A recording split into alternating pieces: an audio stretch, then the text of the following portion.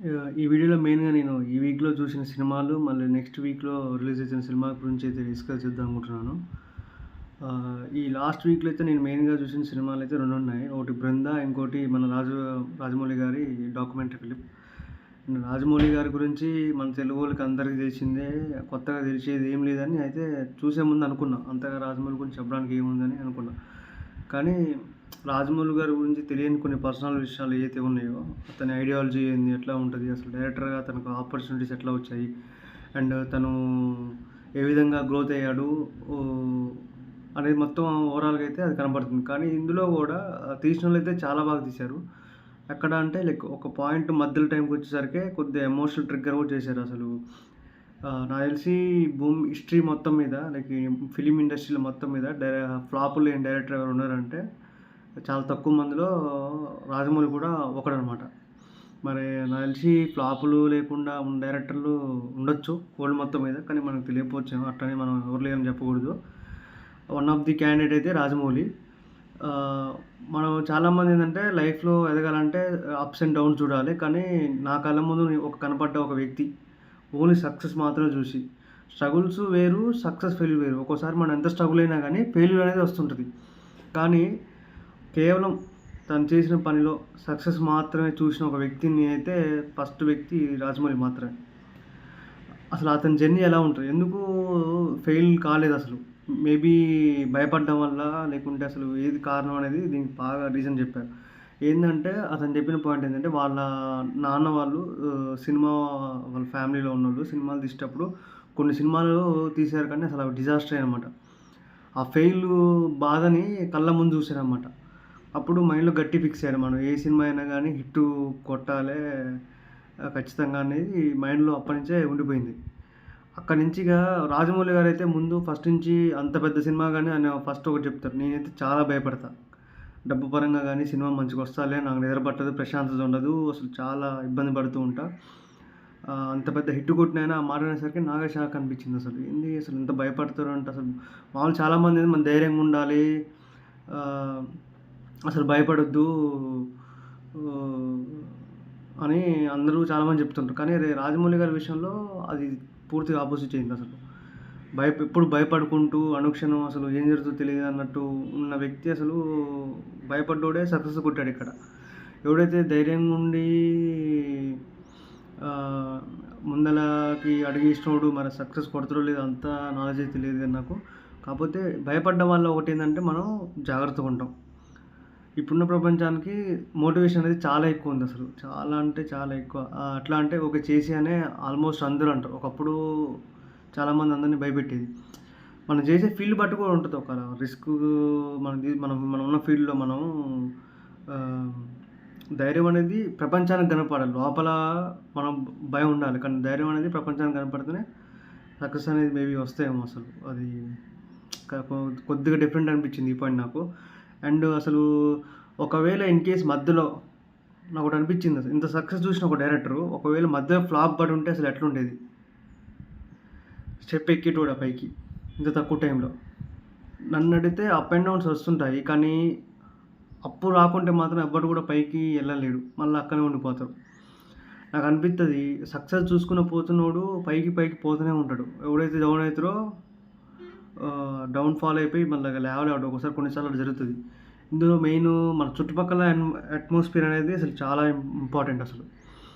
ఎందుకంటే తన పక్కన మొత్తం ఫ్యామిలీ మొత్తం అదే మూవీ ఇండస్ట్రీలో ఉండడం వల్ల అసలు అట్మాస్ఫియర్ అనేది తనకి కొంచెం వరకు చాలా ప్లస్ అయిందని చెప్పాలి. అసలు చాలా వరకు అసలు సక్సెస్ కొట్టడానికి కారణం ఫ్యామిలీ ఎఫర్ట్సే ఉన్నాయి మొత్తం. అసలు ఫ్యామిలీ మొత్తం ఒకే పని మీద కష్టపడి పని చేసినప్పుడు ఎట్లా అంటే అందరూ కష్టపడి పని చేస్తారన్నమాట 100%. ఈ విషయం నాకెట్లా తెలిసిందంటే మనం ఫర్ ఎగ్జాంపుల్ ఏదైనా పని మనం వేరే వాళ్ళకి అప్పజెప్పినామనుకో వాళ్ళు ఏముంది అన్నట్టు లైట్ తీసుకుంటూ పోతారు. కానీ అదే పని మనదైతే అది మనం ఎట్లా చేస్తాం? ఎక్కడ మిస్టేక్ జరగొద్దు అన్న భయం కొద్దిగా ఉంటది మనకి. అదే అక్కడ ఫ్యామిలీ మొత్తం ఉండడం వల్ల వాళ్ళు చేయడం రాపోయినా గానీ అవతలోళ్ళతో ఇబ్బంది పెట్టైనా గానీ చేపించుకున్నారు. అందువల్ల స్టెప్ బై స్టెప్‌కి అయితే అసలు చాలా జాగ్రత్తగా అన్ని డెసిషన్స్ తీసుకొని పైకైతే ఎళ్లారు. ఒకవేళ నాకు తెలిసి ఇన్ కేస్ రాజమౌళికి ఎక్కడో దగ్గర 'మర్యాద రామన్నో' లేకుంటే 'ఛత్రపతి' దగ్గరనో లేకుంటే ఫ్లాప్ పడుంటే నాకు తెలిసి అంత భయస్తుడు కాబట్టి ఖచ్చితంగా రాజమౌళి అయితే ఈ స్టెప్‌కి మేబీ ఎదగపోవచ్చేమో. మొత్తం ప్రపంచం మొత్తం తన వైపు అంటే ఆ ఫీల్డ్ వరకు ఈ సినిమా ఫీల్డ్ వరకు తనని ఒక స్టెప్‌కి ఎళ్ళిపోవచ్చేమో నాకైతే అనిపిస్తుంది.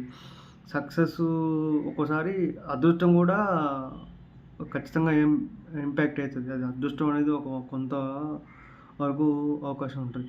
అండ్ ఇక్కడ మళ్ళా ఏదైనా ఇంకో తెలుసుకున్న పాయింట్ ఏందంటే, రాజమౌళి దేవుడిని నమ్మడం నాస్తికుడు అని చెప్పాడు. నేను అదే షాక్ అయ్యా. అసలు దేవుని గురించి బాగా ఎలివేషన్స్ ఇస్తారు నాస్తికుడు అని అన్నాడని కొంచెం కొత్తగా అనిపించింది.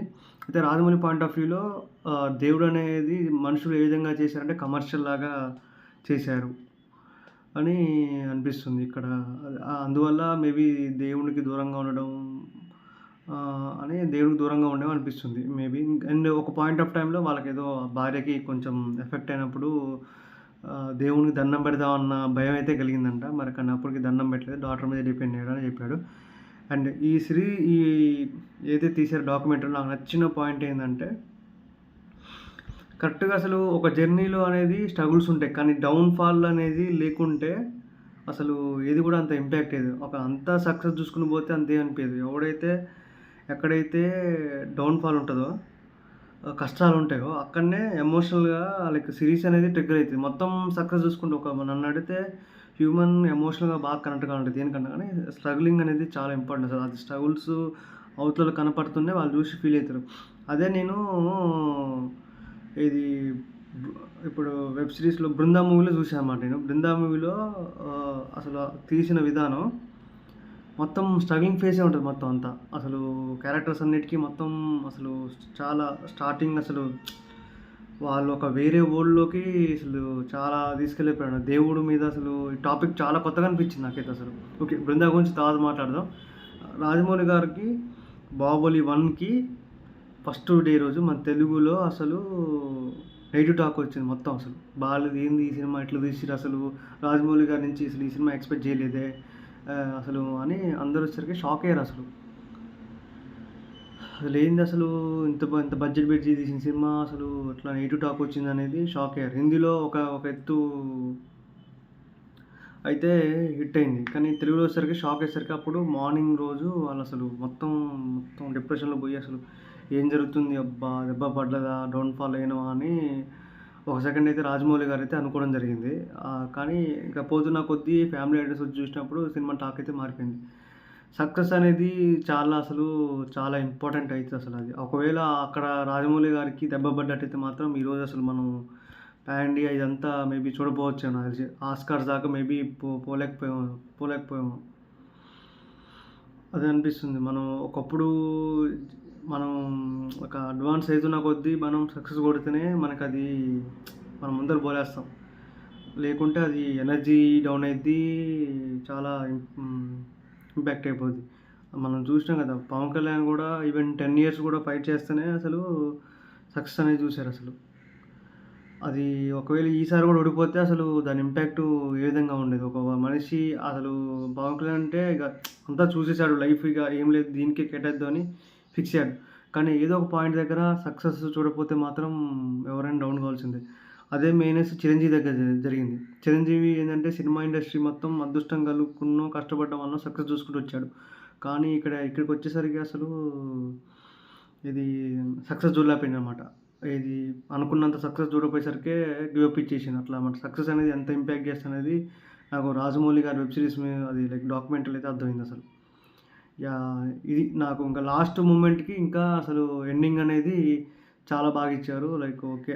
ఇంకా రాజమౌళి తన మైండ్‌లో ఇది ఉంటే తను చేయలేస్తాడనేది హాలీవుడ్ వాళ్ళతోటి కూడా టై అప్ అయ్యే ఛాన్స్ ఉందనైతే ఓవరాల్‌గా అయితే ఎండింగ్ ఇచ్చారు. కానీ నాకు నచ్చని పాయింట్ ఏందంటే ఇందులో ఈ వెబ్ సిరీస్‌లో డబ్బింగ్ అసలు టూ వరస్ట్‌గా ఉందసలు. దరిద్రం కొద్దీ తెలుగులోనే చూడాల్సొచ్చింది ఆప్షన్ లేక. అసలు అసలెందుకు తెలుగు డబ్బింగ్ వేరే వాళ్ళు చేపిచ్చిర్రో మేబీ వాళ్ళకి నాకు తెలిసి టైం లేకపోవడం వలనో లేకుంటే మరి కారణం ఏదో వాళ్ళే చెప్పాలి. ఇది మాత్రం చాలా నాకైతే అస్సలు నచ్చలేదు. అండ్ నెక్స్ట్ మనం మాట్లాడుకోవాల్సింది 'బృందా' మూవీ గురించి. అండ్ 'బృందా' మూవీ అయితే అసలు ఎక్స్‌పెక్ట్ చేయలేదు. అసలు ఈ రేంజ్‌లో అసలు ఇంపాక్ట్ క్రియేట్ చేస్తదనే ఒక పాయింట్ అనేది లైక్ చాలా కొత్తగా ఉందసలు. ఇప్పటిదాకా దేవుని మీద తీసిన సినిమాలన్నీ ఒక ఎత్తైతే ఈ దేవుని మీద చూడడం అనేది ఇంకో ఎత్తు లెక్క. దేవుడు అనేది అసలు మన మనుషులకి ఎందుకు కొంతమంది దేవునితోటి చేస్తున్న మూఢాచారాలు అనేది సినిమాలో క్లియర్ కట్‌గా బయట చూపిచ్చారు. ఇప్పుడు దేవుని పేరు చెప్పుకొని మనం మేకని బలిస్తాం. కోడిని బలిస్తాం. అసలది ఎంతవరకు అనేది కరెక్ట్. జీవహింస జేయమని దేవుడు ఎప్పుడు కూడా చెప్పడు. కానీ ఎందుకు మేకని, కోడిని బలియాల్సొచ్చింది అసలు అవసరం ఏముందసలు? సేమ్ అదే పాయింట్‌లో కూడా హ్యూమన్స్‌కి ఆ సినిమాలో జరుగుతుంటది. నాకు ఫస్ట్ టైము చాలా రోజుల తర్వాతగా విలను చాలా మంచిగా అనిపించింది. అసలు అది చాలా రోజుల నుంచి ఈ మధ్యన కొద్దిగా బాగానే పర్లేదు కొద్దిగా హిట్ మూవీస్ అయితే పడుతున్నాయి. మొన్న 'మహారాజా' అయినా గానీ, డాక్యుమెంటరీ అయినా గానీ, ఇది అంటే పెద్ద పెద్దయి స్కోప్‌లో ఉన్నాయి. ఓకే. ఫైన్ అసలు ఇంతకుముందు మధ్యలో సినిమాలు అనవసరంగా చెత్త సినిమాలొచ్చి అంత వరస్ట్ చేస్తున్నాయి గానీ, ఒక మూవీ అనేది ఎమోషనల్ ట్రిగ్గర్ అనేది చాలా ఇంపార్టెంట్. 'బృందావన్' మూవీలో అది ఎంత 5 అవర్స్ వెబ్ సిరీస్ అయినా గానీ, చాలా బాగా నడిపించారసలు. ఒకవైపు అక్కడక్కడ కొద్దిగా కొంచెం నచ్చపోయినా కానీ, అది ఓవరాల్‌గా అసలు నాకు బాగా నచ్చిన క్యారెక్టర్స్ 'త్రిష' వాళ్ళ చెల్లి క్యారెక్టరు, ప్లస్ అందులో పోలీసు సహాయం చేసే క్యారెక్టరు, విలన్ క్యారెక్టర్. చాలా బాగా అనిపించింది. చాలా రోజుల తర్వాత అరే! ఇలాంటి విలన్ అసలు వీడోడు యాక్టింగ్ బాగా చేస్తుండు అసలు ఎక్స్‌పెక్ట్ చేయలే అసలు. అది చూస్తే తిక్కలోడు లెక్కుండు, ఏంది ఈడు అసలు ఇట్టుండు అన్నట్టు అనిపించింది కానీ, పోతున్న కొద్దీ యాక్టింగ్ విలన్ చాలా బాగా చేశాడు. తను మాత్రం అప్లాస్ ఇవ్వాల్సింది. నాకైతే బాగా నచ్చింది తన యాక్టింగు. నేనైతే మామూలుగా అయితే యాక్టర్స్‌గా నాకు పెద్దగా అంతగా ఏం డిఫరెన్స్ కనిపియలే కానీ, నేనైతే చూసింది యాక్టింగ్ పరంగా అయితే చూసిన వ్యక్తి అయితే ఇతనే. అండ్ నాకు ఇంతకుముందు బాగా యాక్టింగ్ పరంగా నాకు కనిపెట్టేదైతే ఫహద్ ఫాసిల్. నా కళ్ళల్లో కనపడ్డది ఫహద్ ఫాసిల్ కనపడ్డాడు.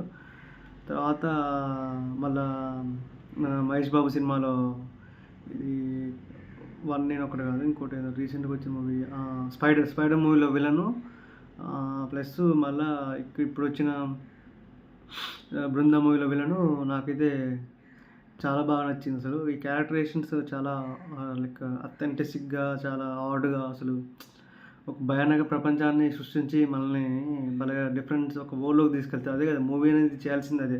ఈ ప్రకారం చూస్తే 'బృందా' మూవీ హిట్ అయినట్టే అసలు. అండ్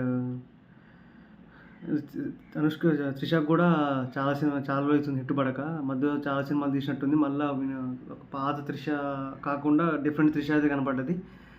కొత్త స్టోరీస్ చూస్తే ఎందుకు హిట్‌గా అనేది నాకు మళ్ళా ఒకసారి నాకు అనిపించింది. మొన్న రీసెంట్‌గా రిలీజ్ అయిన చాలా తెలుగు సినిమాలు మొత్తం పోయినాయి అసలు. సినిమా బాగుంటే ఆటోమేటిక్‌గా ఆడియన్స్‌లోకి ఈ రోజుల్లో సినిమా థియేటర్ రావాలంటే బజ్ ఎలా ఉండాలంటే లైక్ సినిమా ఎక్స్ట్రార్డినరీగా ఉంది అని రావాలి టాకు. అట్లయితేనే అసలు ఎమోషనల్‌గా చాలా ఉంది. దానికి సింపుల్ ఒకటే ఆడియన్స్‌ని ఎమోషనల్‌గా కొద్దిగా కమర్షియల్ యాంగిల్స్ పక్కన పెట్టేసి ఎమోషనల్‌గా డీల్ చేయడం చాలా ఇంపార్టెంట్ అసలు. అథెంటిసిటీ ఆ వరల్డ్‌లోకి ఇప్పుడున్న బిజీ వరల్డ్‌లో ఆడియన్స్ ఎంజాయ్ చేయాలంటే కొద్దిగా ఈ వరల్డ్ క్రియేషన్ అనేది చాలా ఇంపార్టెంట్. కొంచెం ఆ వరల్డ్ కొంచెం కొత్తగా ఉంటే చాలా బాగుంటది. వచ్చిన లాస్ట్ వీక్ అన్నీ చెత్త సినిమాలే ఉన్నాయి మొత్తం. అసలు ఎంత వరస్ట్‌గా ఎందుకు తీస్తారో అర్థం కావట్లేదు. నేనైతే మంచిగా తీయాలని కోరుకుంటున్నాను. బాగుంటే సినిమా ఆబ్వియస్‌గా అందరూ ఖచ్చితంగా బాగుందని చెప్తారు. ఇట్లా ఏదైతే కమర్షియల్ మూవీస్ ఉన్నాయో ఆబ్వియస్‌గా ఇట్లా కొంచెం మిక్స్డ్ టాక్ వస్తది ఇట్లా. నెక్స్ట్ వీక్ అయితే మన 'ఇస్మార్ట్ శంకర్' అయితే ఉంది. సేమ్ కమర్షియల్ మూవీ అసలు డైలాగ్ చాలా రోజులైతుంది. కాకపోతే కమర్షియల్ మూవీస్ కూడా లేకపోవడం. ఇన్ కేస్ థియేటర్స్ రావాలన్నా కానీ కమర్షియల్ మూవీస్ కూడా ఇంపార్టెంటే. ఇట్లాంటి సినిమాలు థియేటర్ రావాలన్నా కానీ కొద్దిగా కష్టమే. థియేటర్ రావాలంటే ఆడియన్స్ కొద్దిగా కమర్షియల్ యాంగిల్స్ కూడా ఉండాలి అది అప్పట్లో. అందుకే కదా రాజమౌళి గారు ఎందుకు మొత్తాన్ని క్రౌడ్‌ని పుల్ చేయగలిగారంటే హ్యావ్ కమర్షియల్ యాంగిల్స్. ఖచ్చితంగా సినిమాలో కమర్షియల్ యాంగిల్స్ ఖచ్చితంగా కావాలి. 'ఇస్మార్ట్ 2' శంకర్‌కి అయితే ఉన్నట్టు క్లియర్‌గా కనిపిస్తుంది. కావాల్సినన్ని ఉన్నాయి. పాటలు, సాంగులు, డాన్సులు అంతా బాగుంది. ఒక పాయింట్ ఆఫ్ టైమ్‌లో అసలు అందరిని థియేటర్స్ గుంజాలంటే చాలా కష్టమయ్యేటట్టు అనిపిస్తుంది నాకసలు. చాలా కత్తిమీసాము. ఏదో పెద్ద పేరుండి ఉంటే గానీ ఆడియన్స్ వచ్చేటట్లేరు. కాబట్టి చూడాలి 'ఇస్మార్ట్ శంకర్' ఏ విధంగా అయితే ఆడబోతుందో. అండ్ ఆ సినిమా చూడాలనుకుంటున్నాను. ఇట్లాంటి మరిన్ని ఇంట్రెస్టింగ్ వీడియోస్ కోసం మా ఛానల్‌కి సబ్స్క్రైబ్ చేయండి.